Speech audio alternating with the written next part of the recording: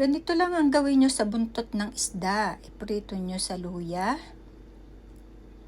Magkabila, ayan. Kapag nag-brown na yan, lagyan nyo ng sibuyas na malaki. Isang buo yan.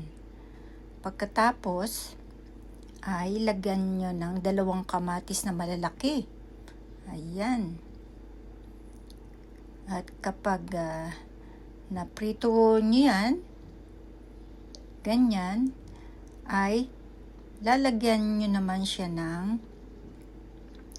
kumukulong tubig. Ayan, dapat ilalagay nyo kumukulong tubig para ang sabaw niya ay magiging parang gatas. Ayan, hayaan nyo kumulo. Laksan nyo yung apoy para kumulo at maging kulay gatas yung sabaw. Ayan. Magiging kulay gatas ang sabaw niyan kapag malakas ang apoy. Ayan. Nagkulay gatas na siya. At kung gusto nyo ay lagyan nyo rin ng chicken broth. Kasi mahilig akong maglagay ng chicken broth. Pero kung wala kayong chicken broth ay okay lang. Malasa pa rin yan. Ayan. Tapos pakuluin ng pakuluin. Takpan. At hinaan na rin ang apoy kapag kumukulo na. Ayan, nagkulay gatas na siya na parang masarap. At ilalagay nyo na rin pala dyan yung, pag kumulo na, ilagay nyo na yung lotus root. Pag napakulunan nyo at nagkulay gatas na, ayan. Tapos, ayan, ang radish.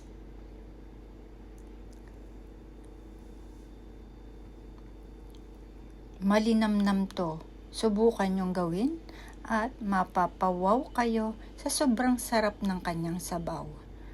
Ayan, nilagyan ko rin siya ng mais.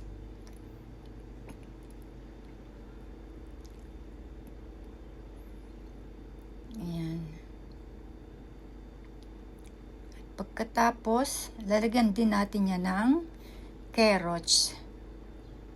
Ayan, carrots.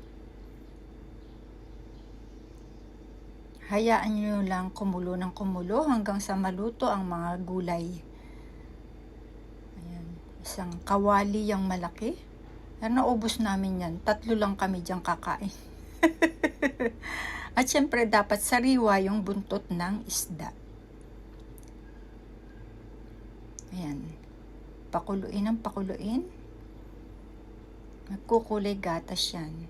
At kung kayo ay may mga miso, lagyan din nyo ng miso. Pero kung wala kayong miso, ay okay lang din. Masarap pa rin yung sabaw. Ayan. Hindi ko na yan lalagyan ng asin kasi nga may asin na yung isda.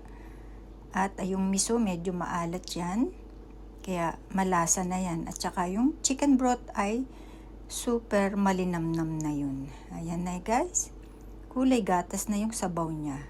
Dahil nga sa pritong buntot ng isda. Oh, gayahin nyo guys at mapapawaw kayo sa sobrang sarap nitong soup na ito. Ayan. Yan lang yung aming hapunan. O diba? I-try nyo guys at mapapawaw kayo. Ayan. Ayan na, luto na. Alisin nyo yung isda. Ayan, nilagay ko dyan na yung isda. Naubos din nila yung isda dahil nga press yung buntot ng isda. Ayan na, malinamnam na soup. O diba? Napakadali lang gawin ang soup na ito. Kaya ano pang hinihintay nyo? Gayahin nyo na at para malaman nyo kung gaano kasarap. Kung wala kayong lotus root ay okay lang. Basta kahit anong gulay ay pwedeng isahog dyan. Pero ako, yan lang yung mga gulay na lagi kong nilalagay dyan. Ayan. O, diba? Oh, ready na.